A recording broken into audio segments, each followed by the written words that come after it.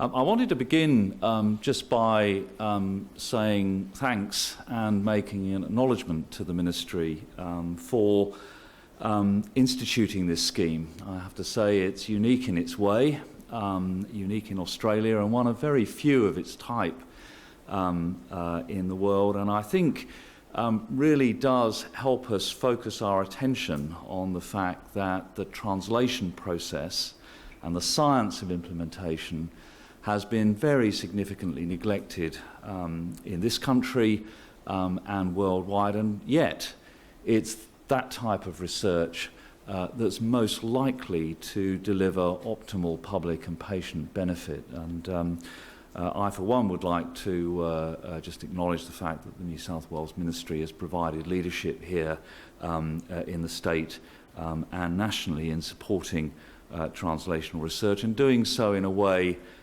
that's firmly embedded in our healthcare system.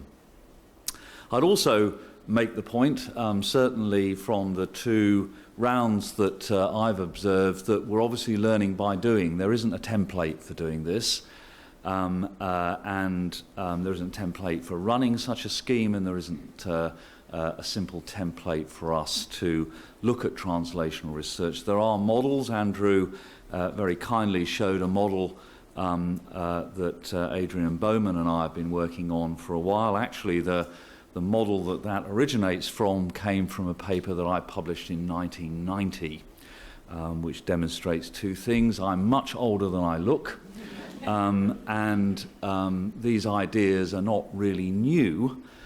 What is new is the attention that we're now giving to the right-hand side of the translation system. And that's something I particularly want to touch base on. So acknowledgements, I think, to New South Wales Health, and I hope this is going to work now. So first point to make is a really obvious one, but I'm amazed at how often it gets lost as people retreat to their comfort zone. Translational research is actually about researching the process of translating. It's translating something into a different time, a different place, a different setting, a different population, but it's about taking an idea and translating it into another set of circumstances. It's funny how that gets lost along the way as we start to think about what we're doing. Second point is that, and I can't emphasize this enough, and probably it's the single most important point that I want to make this morning. If you've got a good research question, everything else flows from it.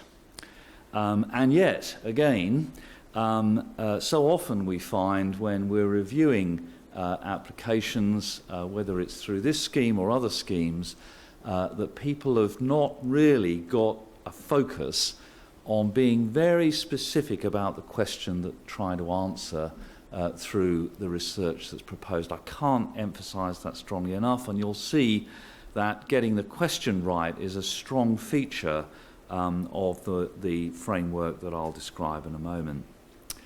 And lastly, I'm really just picking up and reiterating the point that Andrew is making, is that partnership is essential. There are lots of ways to partner, but given that these applications have to be health service led, then it's important that those of you considering applications think about where you need help the most. Is it in research methodology? Do you need to partner with someone with experience in research methodology? Is it in understanding the economics?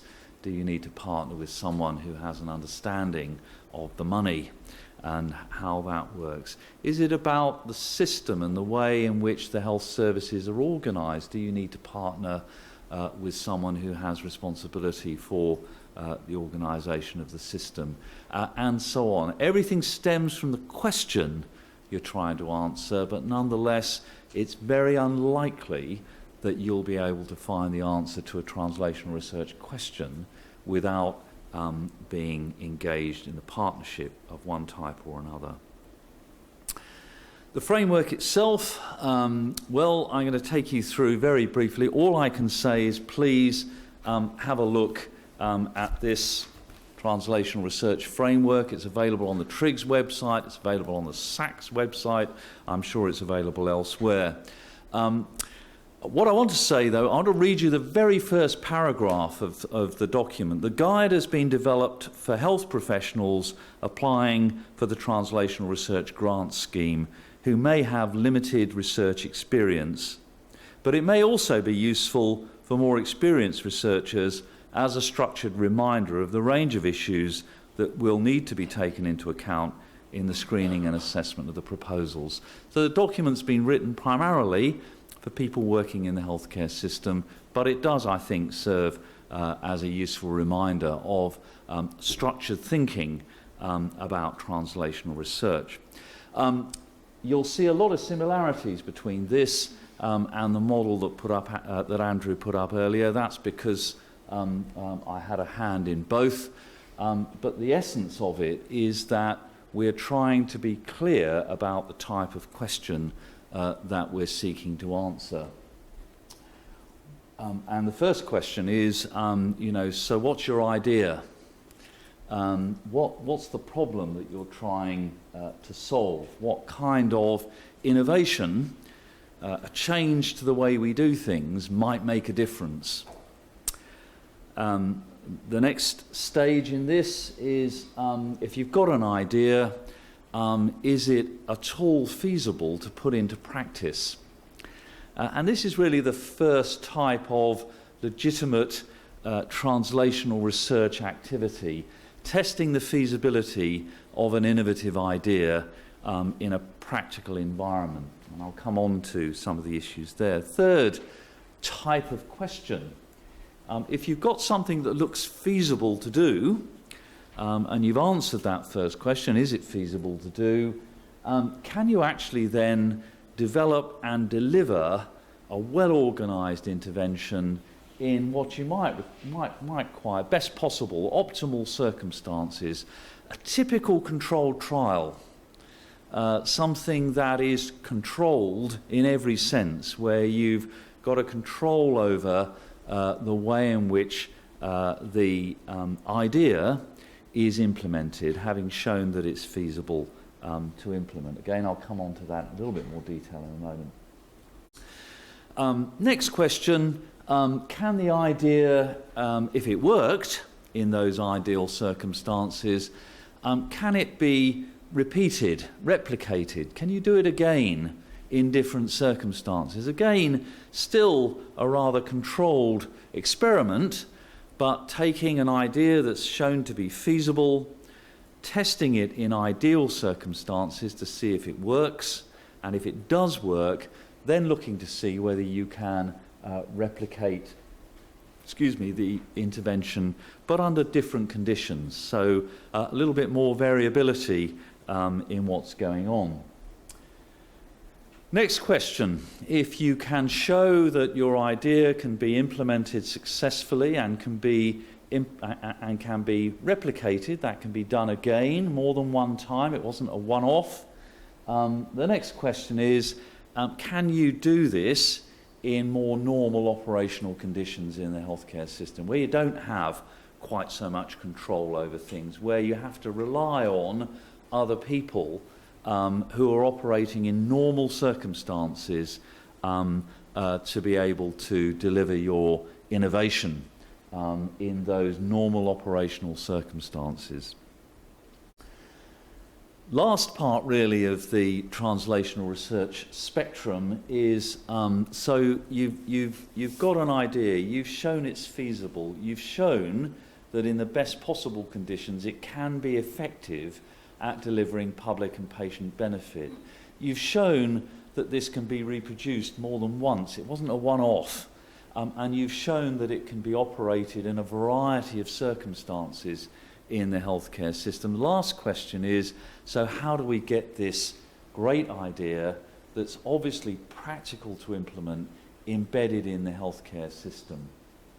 And so you'll see, and the reason why we develop this in this way is that there are some leading questions at each stage in this process. And importantly, those are different questions that require different research methodologies to answer them. And the balance of the methodology in research will change depending on the nature of the question that you're asking.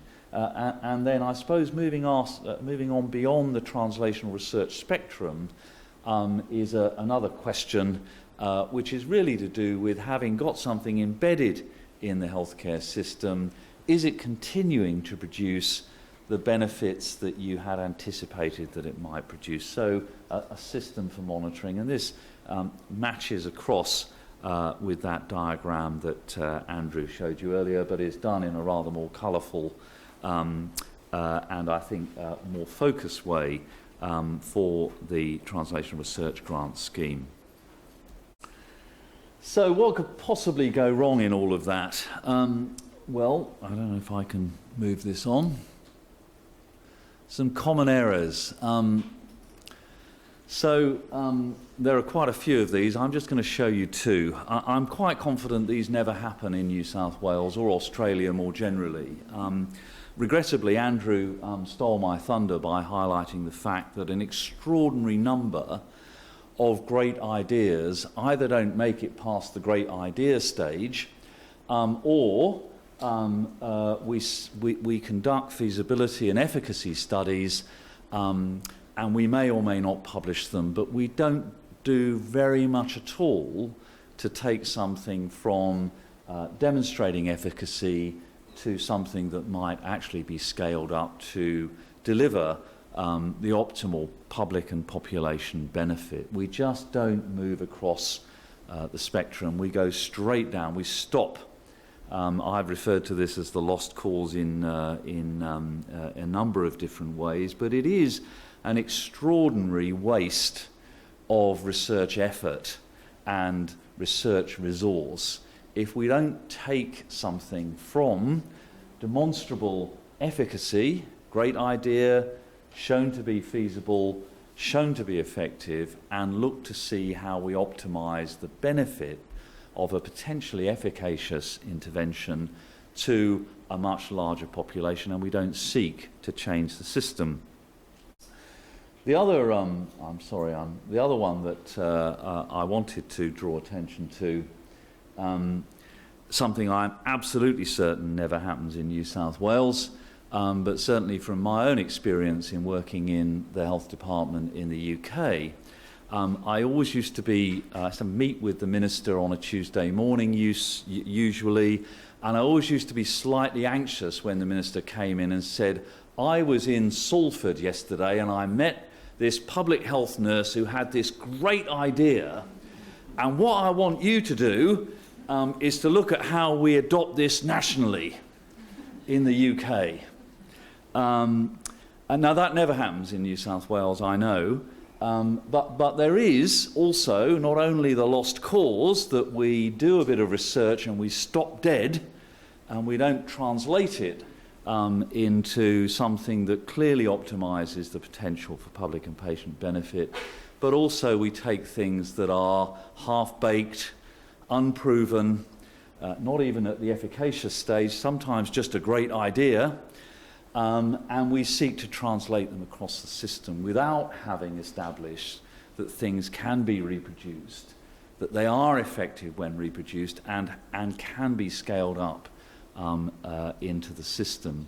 So there are a lot of errors that can occur along the way, and that's why we try to highlight the fact that there is a systematic approach to research translation. There are fundamentally different questions to be asked and answered along the way, and that at each step along the way we start to build the case for optimizing public and patient benefit from our innovations. But we do need to address each of the questions along the way because they are so fundamentally different. And if we start skipping large chunks of this process, then we're either prone to waste money, the lost cause, or we're because we don't actually follow through, or we're inclined to waste money because we're trying to implement things that we're not confident, we don't know are going to be efficacious. Now, as I say, I'm sure neither of those actually occur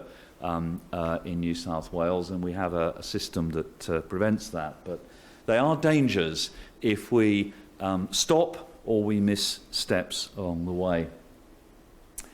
The other point I want to make is just an obvious point, but it is a source of sort of tension in a way in our system, and that is that there is this tension, a slight trade-off between what's of greatest academic and scientific interest, and if I'm brutally honest, where most of the reward for the research community comes from, and what's of greatest public, patient and practitioner benefit. Where's the optimal delivery for the public and patients in our healthcare system?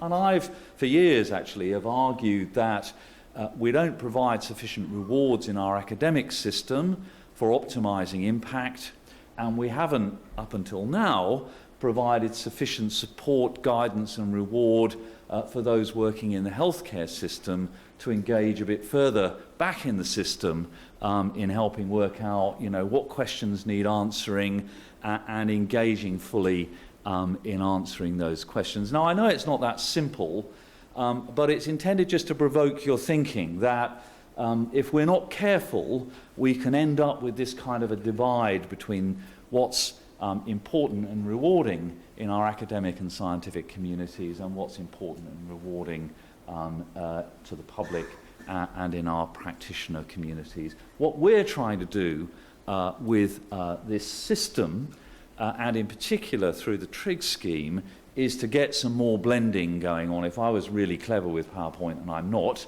I'm sure I could have come up with a blended version of this. But the point is we're trying to make it more rewarding and interesting for the academic community to engage along the spectrum, and we're trying to make it more feasible and rewarding for those working in the healthcare system to engage across the spectrum as well. And if we get that right and we get those partnerships right, then we're going to have real progress in New South Wales. Now, I don't have time to go through the whole of this framework in any detail, and frankly, you'd all be a bit bored, I think. Please, can I encourage you to read this? I think it's been written in a very practical way. I had some of the ideas, but actually the writing's been done by people with far more skills than I have in communication. There's also this source book that goes with it that provides a bit more technical advice and support. What I will do is just give you an example, a flavour of what's contained in the book, to give you some sense of what you can find in there and what it might stimulate you to do. So the feasibility section, can't emphasise enough all the time getting your question right. Question around here is your idea, is your innovation practical to do, feasible for delivery in a health system environment, and is it acceptable both to the practitioners that you would want to be involved in delivering the innovation and to the patients or public who are intended to benefit from it? Those are the critical questions, and again we try to get a focus on this, and that kind of question is really most relevant where you've got a real innovation, something that's not been tested before in any meaningful way in your working environment, and is really important that we work out whether something's at all feasible before we start to move down the framework. And so what you'll find here is that often this will involve you in mixed methods research, using both quantitative and qualitative information. Probably at this stage it's unlikely that you would need to have some control or reference community. You're really just looking at whether something's feasible to do. It's really important to be inclusive, as I said.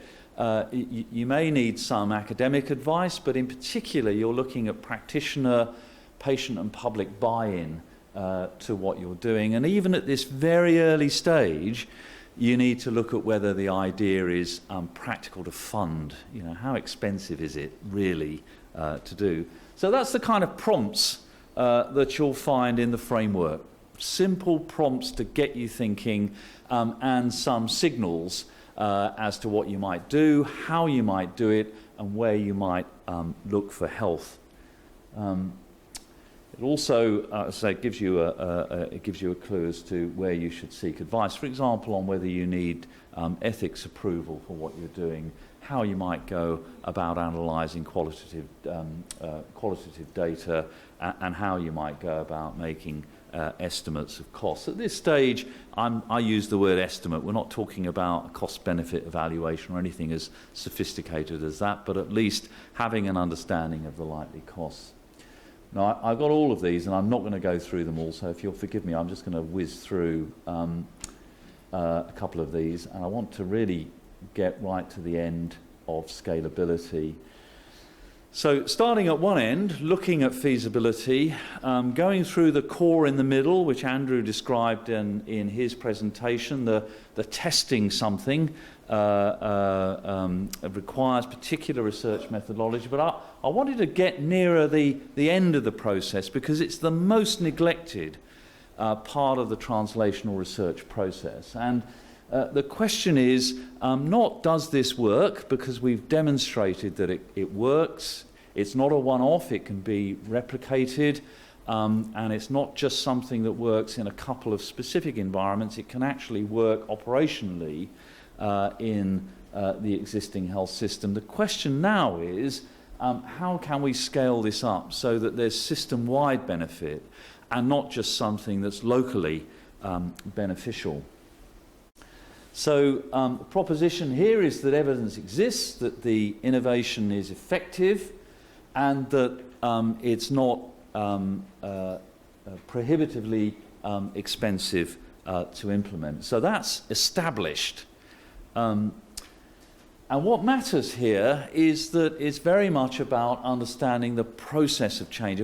It's very much at the sharp end of implementation science. How do we go about implementing something? And what we're focused on here are the factors that affect delivery, participation, both of practitioners and of the public or patients intended to benefit.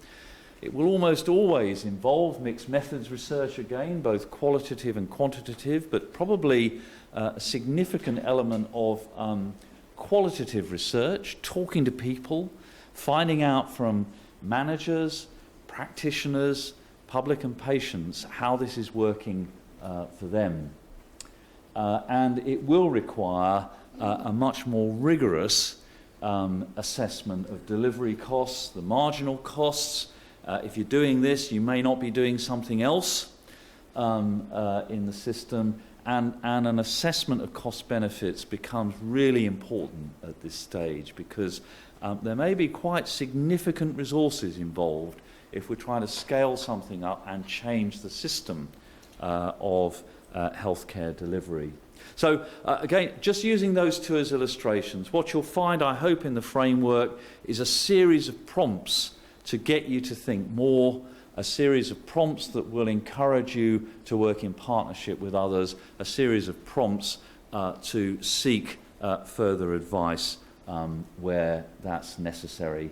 Here, for example, in research design, how to best assess and understand variation that you will inevitably observe from place to place when you're scaling up in the system, and in particular, how you can more rigorously assess costs and benefits.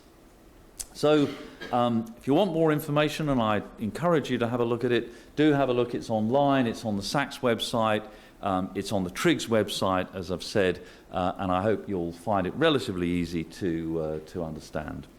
That's probably all I have to say. Thank you very much. Yes, it is.